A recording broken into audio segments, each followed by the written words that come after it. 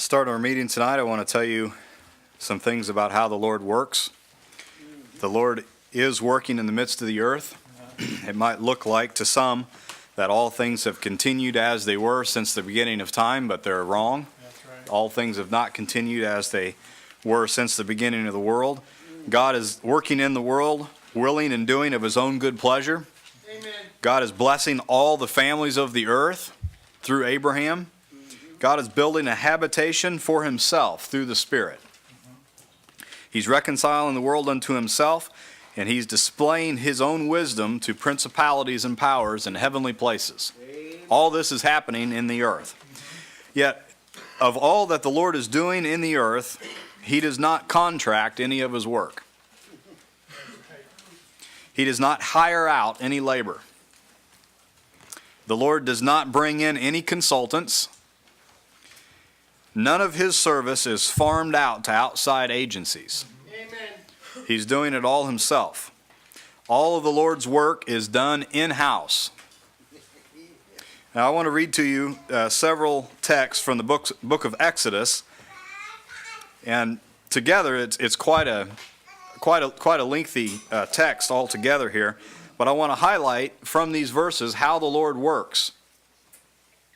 Exodus 28, verse 3, "And thou shalt speak unto all that are wise-hearted, whom I have filled with the spirit of wisdom, that they may make Aaron's garments to consecrate him, that he may minister unto me in the priest's office." Chapter 31, verses 2 through 5. "See, I have called by my name Bezaleel, the son of Uri, the son of Hur, of the tribe of Judah, and I have filled him with the Spirit of God in wisdom and in understanding and in knowledge and in all manner of workmanship, to devise cunning works, to work in gold and in silver and in brass, and in cutting of stones, to set them, and in carving of timber, to work in all manner of workmanship." The Lord's telling us how he's going to get his work done. Yes. Chapter 31, verses 6 through 11. "And I, behold, I have given wisdom, I have given with him Aholiab, the son of Ahishamach, of the tribe of Dan, and in the hearts of all that are wise-hearted I have put wisdom, that they may make all that I have commanded thee, the tabernacle of the congregation, the ark of the testimony, and the mercy seat that is thereupon, and all the furniture of the tabernacle, and the table and his furniture, and a pure candlestick with all his furniture, and the altar of incense, and the altar of burnt offering with all his furniture, and the laver in his foot, and the clothes of service, and the holy garments for Aaron the priest, and the garments of his sons to minister in the priest's office, and the anointing oil, and sweet incense for the holy place, according to all that I have commanded thee shall they do." There's a lot of work that was going to be done. They just come out of Egypt, just come through the Red Sea, and they're in the wilderness, and then the Lord gave Moses the pattern. Yeah.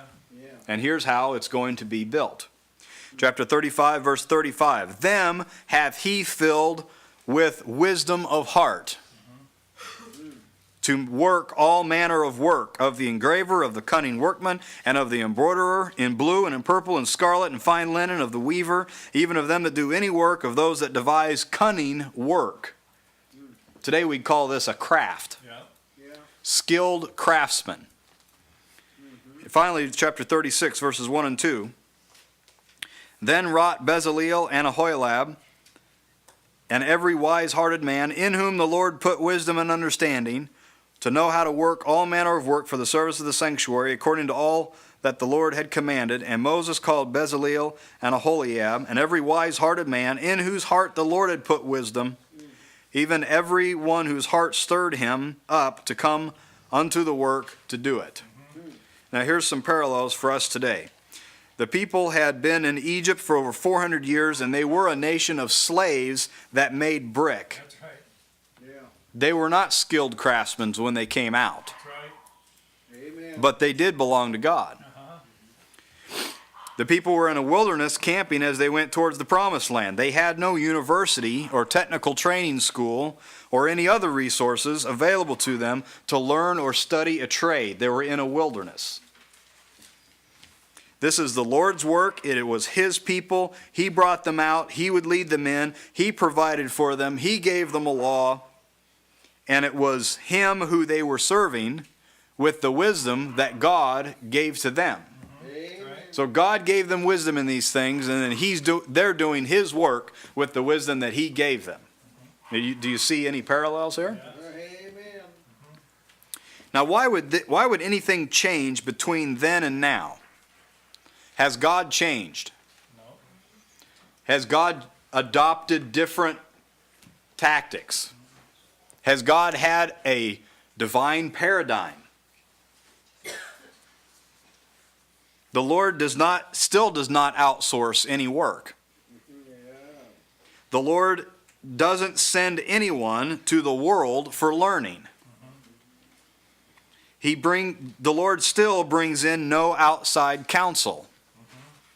From the hewers of wood to the high priest, they were all his people, and he taught them, and he gave them wisdom to do his work. Before God used Moses, God had to flush out all the learning of Egypt with 40 years of keeping sheep in the wilderness. That's right. He was 40 years in Egypt, he was 40 years in the wilderness, and then he was 40 years leading the people.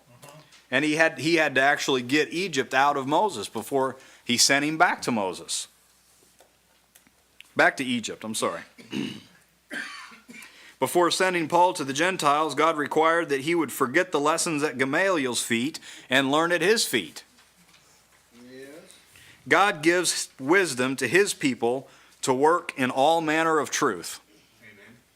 God gives wisdom to his people to work with the light, to handle grace, to measure out comfort, and to cut out admonitions with wisdom that he gives. The Lord gives wisdom and raises up workmen to labor in the doctrine and to minister nourishment to the body and to feed the flock of God and to watch for the souls of his people. All of this work is done with the wisdom that God gives. Amen. So here's the conclusion to these things. All that we need, God has put in his own household. Amen. Everything pertaining to life and godliness is built into the house. No one has to go down to Egypt for help. God's put it all, he's put it all in somebody that you're connected to in the body. That's right. Everything that's needed, it can come through a joint and a band. It comes down from the head, but it's all connected to the body. God doesn't outsource any source of ministry. He doesn't bring in any consultants for anything that his body needs. He's built it all into the body. It's all within. There's an abundance of wisdom in the body to provide for life and for godliness. It's all in the body. So now you see the benefit of assembling yourselves together. Amen. Because you're connecting with what God has put into the body. Whatever it is, there is nowhere that faith will lead you that the body can't minister to you. There are places where the body can't minister to, but you have to depart. You'd have to depart to go there. Anywhere that you go when you're following the Lamb, the body can minister what you need. Because God, he's built it all into the body. Now, the reason that God designed the building of the tabernacle the way he did in the book of Exodus is because this is the way he does with the church. Amen. The reality of the church is why we have the account in Exodus. That's why it's there. This is what he would do at the church, and so he foreshadowed it in the building of the tabernacle. So I'm thankful for brethren, because he's given you something that I need, and he's given somebody else something that you need.